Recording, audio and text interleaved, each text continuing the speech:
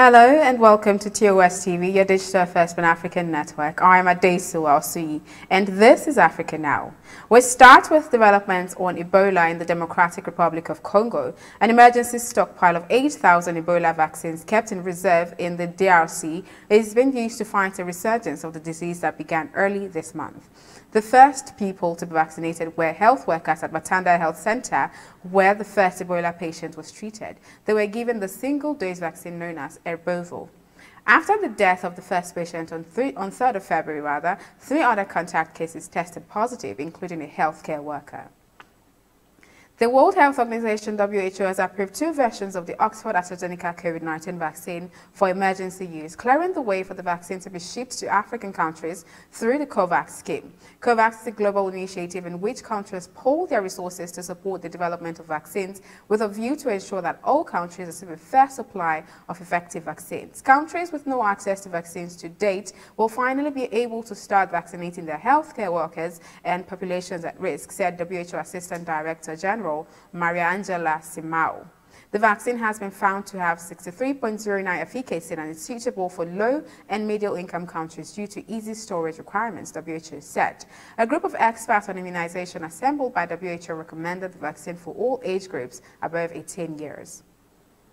Away from health matters to politics, Congolese President Felix Tshisekedi appointed on Monday Jean-Michel Sama-Lukonde as Prime Minister. Sama-Lukonde Kyenge, 43, was until Monday the General Director of the State Mining Company, a position to which he was appointed by Tshisekedi in June 2019. Lukonde was also once a sports minister and a former party member of the ex-Katanga governor and wealthy businessman Moise Katumbi. He has switched allegiance from Katumbi to Tshisekedi, led the party in 2018. The largest country in sub-Saharan Africa with a turbulent political history, the Democratic Republic of Congo experienced its first peaceful transition at the top of the state on January 24, 2019, when former President Kabila handed over power to former opponent Felix Tshisekedi, who was declared the winner of the controversial presidential election of December 2018. A Ugandan military court in the capital, Kampala, has for the second time denied bail to the 6 supporters of the opposition National Unity Party, led by musician-turned-politician Bobi Wine. They include Bobi Wine's personal bodyguard Edward Sebufu and music partner Ali Bukener, who was facing charges of being in possession of ammunition. They were arrested in December last year during Bobi Wine's presidential campaign in the Central District of Kalangala. The head of the military court, Lieutenant General Andrew Guti, ruled that the accused were likely going to participate in acts of violence if released on bail and dismissed their application. He asked the state to speed up its hearing of the main case. This is a digital first Pan-African network, TOS TV network. You are watching Africa Now. More stories from the African continent after the break. Do stay tuned.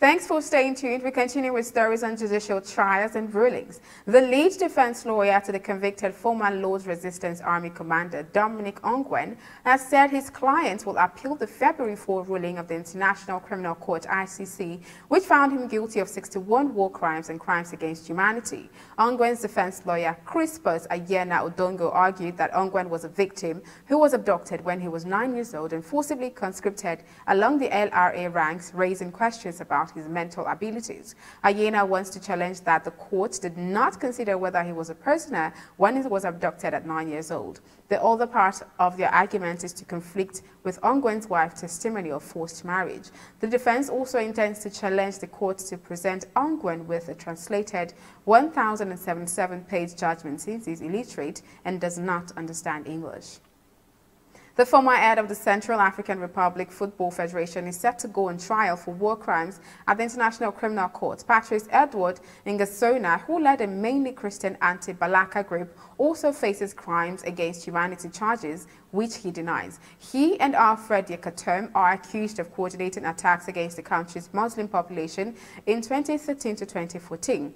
Patrice Edward Ngasona was the self-declared political coordinator of anti-Balaka forces. In this role, the ICC says he committed war crimes and crimes against humanity, including murder, torture, and the recruitment of child soldiers. Nicknamed Rambo, the ICC alleged Yekatom was responsible for murder, torture, attacking civilians, and using child fighters as a former militia leader of the anti-Balaka group. He denies the allegations.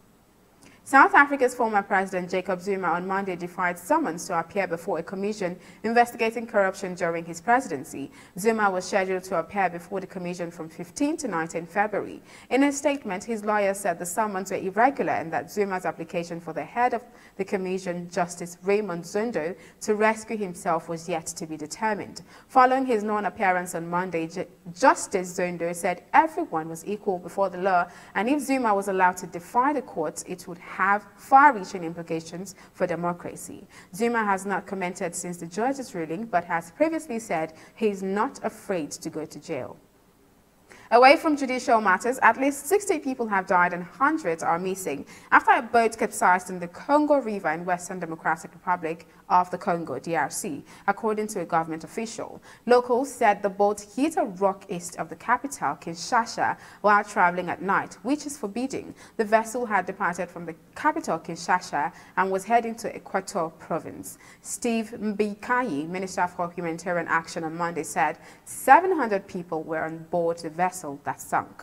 The main cause of the sinking remains the overload of goods and the excess number of passengers in the whaling boat, the minister said, adding that night navigation also played a role in the sinking. The Congolese Minister for Humanitarian Affairs, Steve Mbekayi, called for those responsible for the boat to be charged.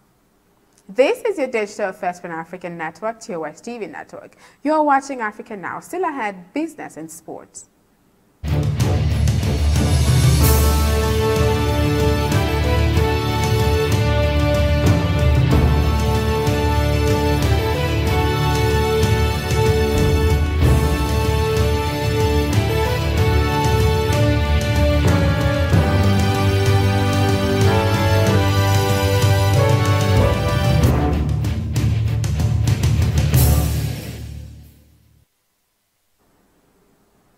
Welcome back. You're still watching Africa Now on TOS TV Network. In business, a High Court on Monday dismissed Sierra Leone's challenge of a 2020 International Chamber of Commerce decision over claims by SL Mining after a dispute over its iron mining in the country. The miner, a subsidiary of U.S. commodity trader Gerard Group, filed for arbitration with the ICC in August 2019 and suspended its Marampa mine the following month.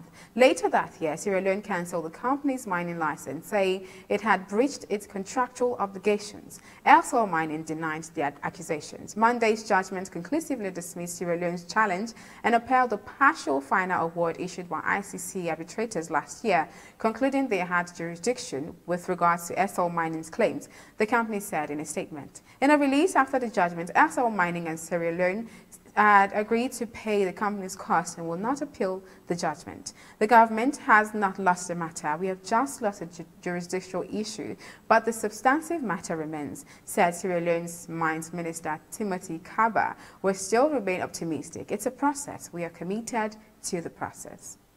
And in sports, the Hippos of Uganda beat Mozambique 2-0 in Nouakchott to top Group A of the Total Under-20 Africa Cup of Nations in Mauritania 2021. Goals from Derek Kakuza and Steven Sewada were enough for the CECAFA champions to start their campaign with a victory. The victory sends Uganda to the summit of the Group A level on points with Cameroon, who beat Mauritania 1-0 on Sunday, but with a better goal difference. Meanwhile, Mozambique's coach, Dario Monteiro, said they have another 2 games to go and will regroup and come back stronger.